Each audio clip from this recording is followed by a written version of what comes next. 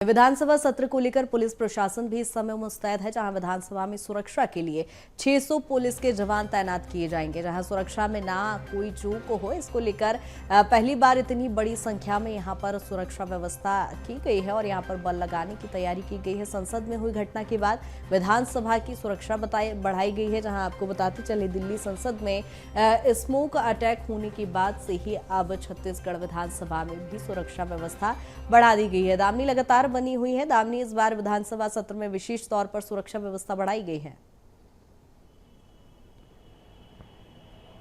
देखिए, आपको बता दें कि बीते दिनों जब एक तरह से संसद भवन में एक हमला हुआ था, जिसमें स्मोक गैस जो है वो उड़ाई गई थी, जिसके बाद कहीं ना कहीं सुरक्षा में चूक को लेकर बड़े सवाल जो है वो खड़े किए गए थे। विपक्षी दल की ओर से कई आरोप जो है वो लगाए गए थे। इवन छत्तीसगढ़ में भी इसे लेकर सियासत जो है वो देखने को मिली थी, क्योंकि यहाँ पर भी पीसीसी चीफ दीपक बैज ने जो है भारतीय जनता पार्टी, जो कि एक तरह से उन पर भी कई आरोप लगाए थे, क्योंकि दीपक बैज भी एक सांसद है, तो उन्होंने साफ तौर पर एक बड़ा आरोप भारतीय जनता पार्टी के ऊपर लगाया था कि जब पूरे जो विधायक है, जो पूरी सुरक्षा है, वो पूरे जो है बीजेपी के अंतर्गत ही होती है, तो ऐसे में यहाँ पर इतनी बड़ी चूक क्यों हुई, आखिर ऐसे क्यों कैसे हो गया कि कोई इस प्रकार से अंदर जा सकता है। तो इसी प्रकार की घटना जो है छत्तीसगढ़ में ना दोहराई जाए और किसी भी प्रकार से छत्तीसगढ़ के विधानसभा सत्र में जो है सुरक्षा में चूक ना हो, इसे लेकर ध्यान में रखते हुए जो पुलिस प्रशासन है वो काफी सख्त नजर आ रहा है। 600 से ज्यादा पुलिस बल को इस दौरान जो है तैनात करेगी।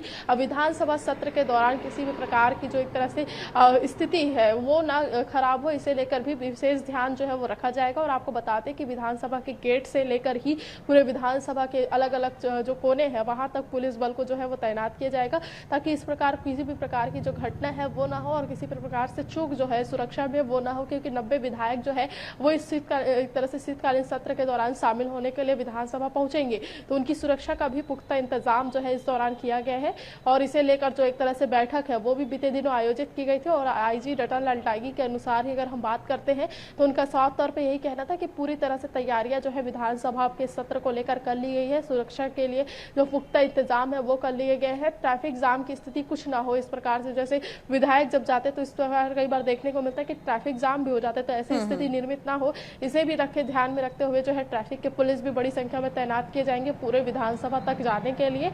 और साथ ही विधानसभा के अंदर और बाहर भी बड़ी सुरक्षा जो है वो तैनात की जाएगी, ताकि विधायकों को सुरक्षा जो है वो दी जा सके और उनकी सुरक्षा में किसी भी प्रकार से चूक ना हो। बिल्कुल दामनी, यहाँ पर नवनिर्वाचित विधायक शपथ लेंगे, तो क्या उनके परिजनों की भी बैठक की कोई व्यवस्था इस बार विधानसभा में की गई है?